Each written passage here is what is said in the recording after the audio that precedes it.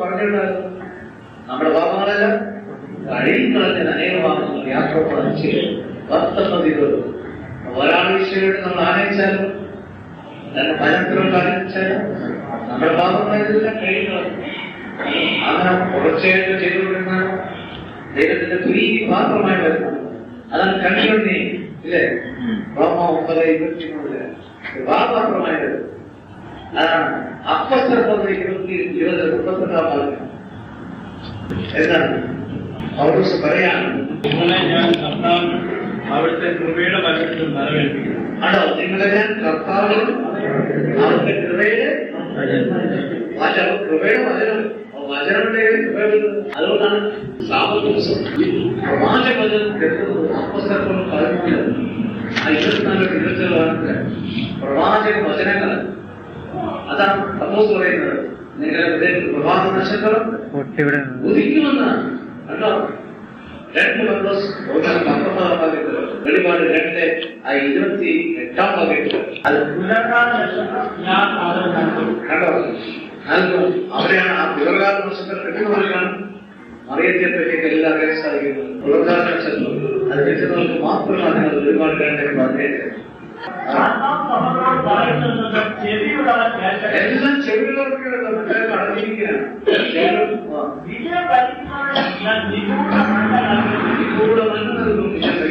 അവന് ഞാൻ വെള്ളം കല്ലും അതിൽ പുതിയ നാമം അത് നിങ്ങൾ സ്വീകരിക്കുന്നതിനെ മറ്റാരും അറിയുകയില്ല. അറിയാൻ സാധിക്കില്ല. അതുകൊണ്ട് ലൗകികരെല്ലാം നമ്മളെ കാണുന്ന വേറെ ബന്ധമായിരിക്കും. കണ്ടോ? അപ്പോ വചനം പ്രവാചകനെ ജെറമിയ, ഇസഖ്യേൽ, ബാറൂഖ്, ദാനിയേൽ, യോശുവ, ഹബക്കൂക്ക്, യാക്കോബ്, നെഹമ്യാ, സഫാനിയ, സഖറിയ എല്ലാം ഇങ്ങനെ വായിച്ചു വരും. പ്രവാചകനെ ഇതാണ് ഈശോയെ എന്താ ചെയ്തു, ഈശോയെ പറ്റിയാണ് എല്ലാവരും പറയുന്നത്. അതാണ് 54 10 സാക്ഷ്യം യോഹന്നാൻ 5 30 എല്ലാം അടങ്ങിയിരിക്കുന്നതുകൊണ്ടാണ്. പിന്നെ ഭയപ്പെടേണ്ട, അവർ ലോകത്തിൽ ഭയപ്പെടുകയും വേണ്ട. അവർ നിസ്സാരമായ ഭവനമാണ്. അവർ തുടർന്നു, മനുഷ്യപുത്ര ഞാൻ പറയുന്ന വാക്ക് ചെവി തുറന്ന് കേൾക്കുകയും ഹൃദയത്തിൽ സൂക്ഷിക്കുകയും ചെയ്യുക. നീ പ്രവാസികളുടെ അടുത്തേക്ക് നിന്റെ ജനത്തിന്റെ അടുത്തേക്ക് ചെന്ന് ദയവായി കർത്താവ് അരുളി ചെയ്യുന്നു എന്ന് പറയുക. അവർ കേൾക്കുകയോ കേൾക്കാതിരിക്കുകയോ ചെയ്യട്ടെ. അതെ, കേൾക്കുകയോ കേൾക്കാതിരിക്കുകയോ ചെയ്യട്ടെ. നീ പറയുക, ആത്മാവ് എന്റെ മേൽപോട്ട് ഉയർത്തി കർത്താവിന്റെ മഹത്വം സ്ഥാനത്തുനിന്ന് ഉയർന്നപ്പോൾ വലിയ ഭൂകമ്പത്തിന്റെ പോലെ ഒരു ശബ്ദം എന്റെ പിന്നിൽ ഞാൻ കേട്ടു. ആ ജീവികളുടെ ചിറകുകൾ പരസ്പരം സ്പർശിക്കുന്നതായ ശബ്ദവും അവയുടെ സമീപത്തുള്ള ശബ്ദങ്ങളുടെ ശബ്ദവുമാണ് വലിയ ഭൂകമ്പത്തിന്റെ ശബ്ദം പോലെ ഞാൻ കേട്ടത്. അനുഭൂതികളുണ്ടാവും. അനേക ദർശനങ്ങൾ, അനുഭൂതികൾ ഒരുപാട് നമുക്ക് കുറെ കഴിയുന്നു. ആത്മാവിനെ ഉയരത്തിലൂടെ വഹിച്ചുകൊണ്ട് പോയി പര്യാവരനും അവർഷപൂർണ്ണവുമായിട്ടാണ് ഞാൻ പോയത്. എന്നാൽ ദൈവത്തിന്റെ കരം എന്റെ മേൽ ശക്തമായിരുന്നു. ദൈവത്തിന്റെ കരം ശക്തമായിരുന്നു. ദൈവം നമ്മുടെ കൂടെയുണ്ട്. ഭയപ്പെടേണ്ട. ദേശീയ പ്രവാചകൻ 2:5 നിങ്ങൾ ഭയപ്പെടേണ്ട, ഞാൻ കൂടെയുണ്ട്. എവിടെയെല്ലാമാണ് ഞാൻ കൂടെയുണ്ട്. ഭയപ്പെടേണ്ട, ഞാൻ നിന്നോട് കൂടെയുണ്ട്. എന്റെ മുമ്പിൽ നടക്കുന്നുണ്ടല്ലേ? എന്നാൽ ദൈവത്തിന്റെ കരം എന്റെ മേൽ ശക്തമായിരുന്നു. വസിക്കുന്ന പ്രവാസികളുടെ അടുത്ത് ഞാൻ എത്തി. അവരുടെ സപ്തനായി 7 ദിവസം ഞാൻ കഴിച്ചു. 7 ദിവസം കഴിഞ്ഞപ്പോൾ എനിക്ക് കർത്താവിന്റെ അരുളപ്പാടുണ്ടായി. കർത്താവിന്റെ ദർശനങ്ങൾ അരുളപ്പാടെല്ലാം കിട്ടും. അതെല്ലാം നമ്മുടെ മനസ്സിൽ ശക്തിയാണ്.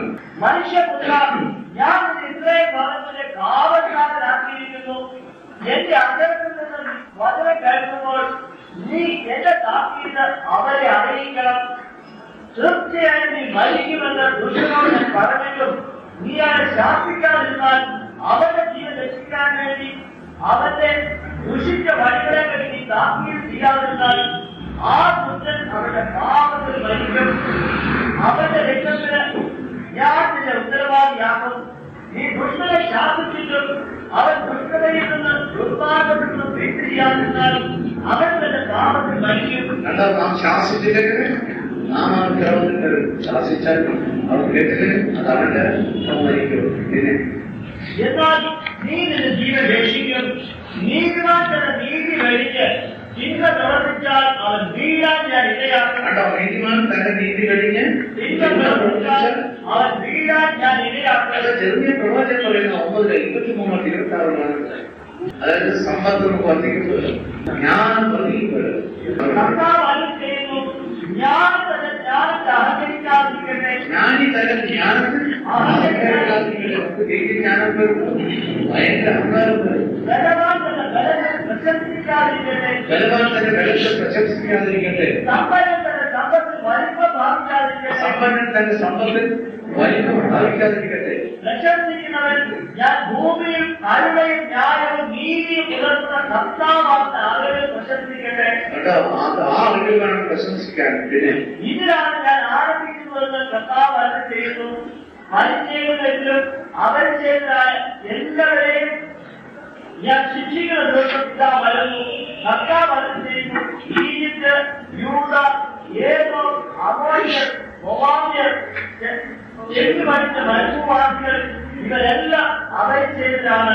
ഇസ്രായേൽ ഭവനം മുഴുവനും ഹൃദയത്തിൽ അവർ ചെയ്തതാണ്. അതെന്താ മനസ്സിലായോ? സേവനം മുഴുവൻ ഹൃദയത്തിൽ യാതൊരു മാറ്റമില്ലാത്തവരാണ്. ആ ഹൃദയത്തിൽ ഹൃദയത്തിൽ ഹൃദയത്തിൽ മാറ്റമുണ്ടോ? മാറ്റം 2:28-21 പരിച്ഛേദനമാണ് ആവശ്യം.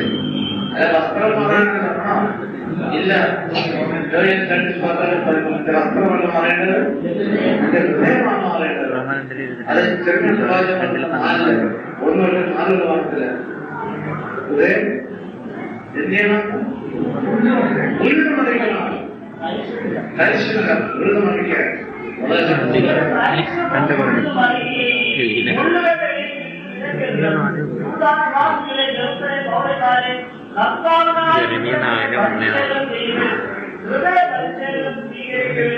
അല്ലെങ്കിൽ എന്റെ അത് ശക്തിക്കാൻ ആർക്കും സാധിക്കുകയില്ല. അതാണ് ചെറിയ 23-29 എല്ലാം ഗുണം അടിച്ചടിച്ചടിച്ച് പൊട്ടിക്കണം. വരുമ്പോഴാണ് പാപബോധമില്ലാതെ എന്റെ വചനം അഗ്നി പോലെയും മാറെ കടത്തുന്ന കൂടെ പോലെയാണ് കർത്താവ് ചോദിക്കുന്നു. കേട്ടോ, വചനം കേട്ടിരിക്കുമ്പോഴാണ് ഈശോവചനം തന്നുകൊണ്ടിരിക്കുമ്പോഴാണ് മനസ്സാന്തരം വരുന്നത്. അതുകൊണ്ടാണ് വചനം കേട്ടപ്പോൾ പുറത്തിരുന്ന് മനസ്സാന്തരപ്പെട്ടെന്നല്ല അപ്പസ്തലത്തോട് 6-7 പറയുന്നത്.